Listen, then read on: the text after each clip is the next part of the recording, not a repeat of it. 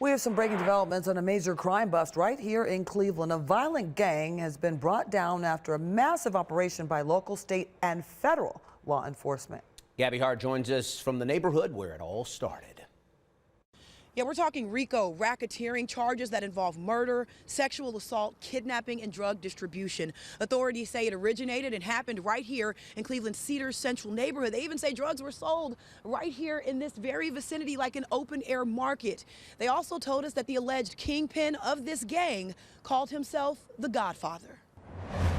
18 members of the fully Blooded Felons gang indicted. Active in Northeast Ohio for over a decade and had a significant presence in Cleveland, particularly in the Cedar Central neighborhood. The gang started as a branch of another gang known as the Heartless Felons. Authorities say they've been flooding our streets with fentanyl, meth, and other deadly drugs. And that's not all. The fully Blooded Felons resorted to the worst kinds of violent acts, including murder, kidnapping, assault, and robbery. Leading this reign of terror, the alleged kingpin, Raven Mullins, who officials say referred to himself as the Godfather. He allegedly established a strict hierarchy within the gang, complete with rules, fines, and brutal punishments for anyone who disobeyed.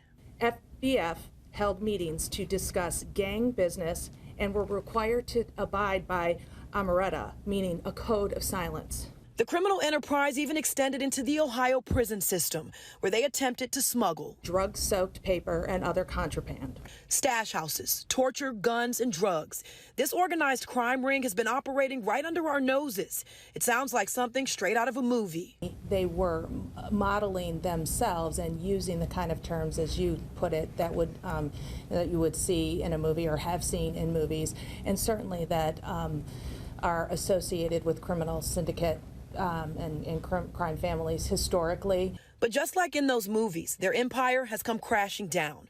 RICO laws let prosecutors go after the whole gang, including the leaders, even for crimes that they didn't personally commit, facing decades, if not life, in prison. Telephone calls, text messages, and social media.